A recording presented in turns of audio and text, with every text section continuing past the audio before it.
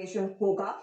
जब चंद्रशेखर साहब टाटा सन्स के चेयरमैन बने थे तब भी उन्होंने कहा था कि जो अलग सेम सेक्टर की अलग अलग लिस्टेड कंपनियां हैं, जो अलग अलग कंपनियां काम कर रही है, उनको पेरेंट में मर्ज करते हुए दिखाई देगी कंपनी। फाइनली वो दरअसल प्लान अंजाम देता हुआ दिखाई दिया है। तो ये मेगा अमेलगमेशन प्लान इन्होंने अनाउंस किया है। 7 दरअसल इनकी मेटल की सब्सिडरीज हैं जो अब टाटा स्टील में अमेलगमेट होती हुई दिखाई देंगी।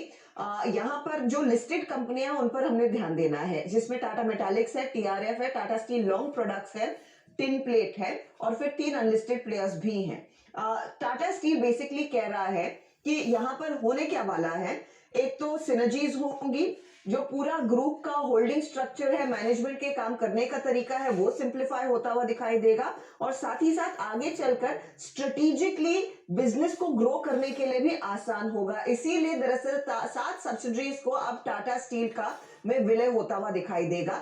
अब रेशियोज आपके सामने लेकर आते हैं कि अगर आपके पास इन 4 लिस्टेड कंपनियों में से कोई है स्टॉक, तो उसके कितने शेयरों के बदले आपको कितने टाटा स्टील के शेयर मिलेंगे। तो अगर आपके पास 10 टीआरएफ के शेयर हैं, आपको मिलेंगे 17 टाटा स्टील के शेयर। अगर आपके पास 10 टाटा मेटालिक्स के शेयर है तो आपको 79 टाटा स्टील के शेयर मिलने वाले हैं। 10 टाटा लॉन्ग प्रोडक्ट्स के शेयरों के सामने आपको मिलेंगे 67 टाटा स्टील के शेयर और 10 टिन प्लेट के शेयरों के सामने आपको मिलेंगे 33 टाटा स्टील के शेयर। तो ये रेशियो आपके सामने आ चुका है। इनफैक्ट कंपनी ने कुछ डिटेल भी रखा है सामने कि किस तरह के नेट एसेट्स है, total revenue from operations in कंपनियों का कैसा रहा है, वो आंकड़े भी आपके सामने। ये जो बड़ा फिगर है वो टाटा स्टील का है, जहां पर इनका नेट एसेट करीब 1,25,000 करोड़ का है, रेवेन्यू फ्रॉम ऑपरेशंस 1,29,000 करोड़ की है। टाटा स्टील लॉन्ग प्रोडक्ट्स का नेट एसेट 3,200 करोड़ का, 6,800 करोड़ की revenue from ops. Tata template है ये टीसीआईएल 1,171 करोड़ और 4,249 करोड़। तो ये इनफैक्ट आंकड़े हैं जिस पर आपकी नजरें होनी चाहिए। लार्जली माना जा रहा है ये टाटा स्टील लॉन्ग, टेम्पलेट और टाटा मेटालिक्स के लिए पॉजिटिव रहेगा। टीआरएफ काफी भाग चुका था। आपको ऑफ कोर्स हमारे जानकार बताएंगे कि इसके लिए कैसे प्ले आउट करेगा, लेकिन नेट एसेट के लिहाज से टाटा स्टील ज्यादा कुछ गेन नहीं कर रहा है। लेकिन यही है आज की सबसे बड़ी डेवलपमेंट और दरअसल बड़ी सिनर्जीज यहां पर टाटा स्टील अब भुनाता हुआ दिखाई देगा इन तमाम दूसरी सब्सिडरीज को अपने आप में मिलाकर। तो भैया ये सुबह सुबह अनाउंसमेंट आया टाटा की मेटल कंपनीज का मेगा मर्जर, सब टाटा स्टील में अमेलगमेट होती हुई नजर आई।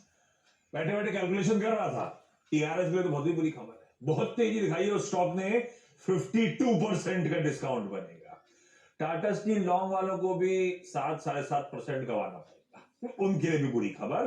टाटा मेटालिक्स टिन प्लेट का जो मर्जर रेशियो है एट पार है, मोटा मोटी ये है तस्वीर मैथमेटिकल। लेकिन मेगा मर्जर पे बात करने के लिए आईडीबीआई कैपिटल के भवेश चौहान साहब जुड़ रहे हैं। जब भी मेटल्स में कुछ जरूरत होती है इंपॉर्टेंट डेवलपमेंट की, तो भवेश जी का दरवाजा खटखटाते हैं हम लोग। भवेश जी, कुछ दिन पहले हम लोग चर्चा कर रहे थे टाटा स्टील को स्प्लिट करने की जरूरत क्यों पड़ी, 1 का 10 क्यों करा। ये 1 का 10 इसीलिए हो रहा था कि ये अभी मर्जर में इजी पड़े है ना, उसका लॉजिक तैयारी तभी हो रही थी, मान के चलू ना वो। हाँ, आप कह सकते हो।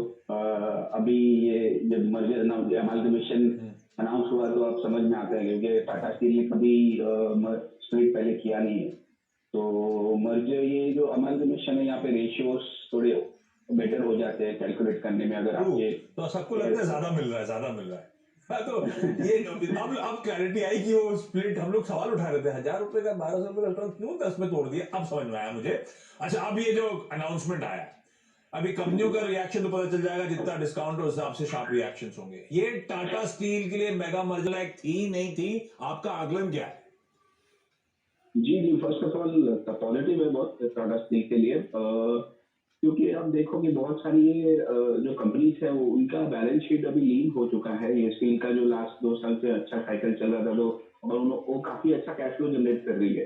तो अब वो अगर अमालगमेट करते अपने साथ, तो सारा का सारा कैश टाटा स्टील के डेट में या उनका जो बड़ा केपेक्स का प्लान है वहां पे यूज कर पाएंगे। और अगर दूसरे तरीके से आप देखिए तो बहुत सारे बिजनेसेस सेम ही है।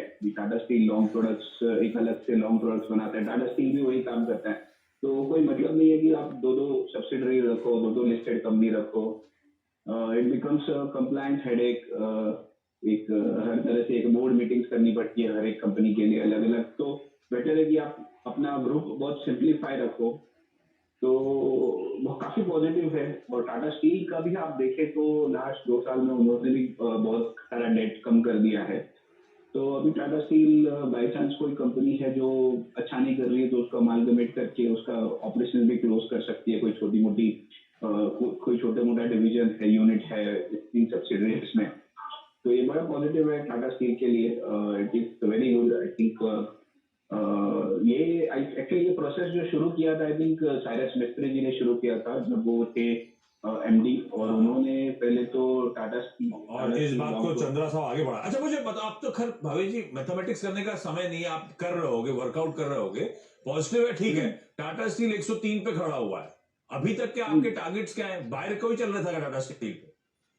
और मैच करा क्या कुछ आपने इस अनाउंसमेंट के बाद? बाय रेटिंग तो है हमारा 106 का टारगेट प्राइस है। तो ज्यादा अपसाइड तो यहाँ से नहीं लगता। बट इसके चलते आई थिंक थोड़ा रिएक्शन पॉजिटिव होना चाहिए हाँ। स्टॉक में। ठीक है, अब thank you Bhavesh ji, thank you so much. अब रिएक्शन जब आएगा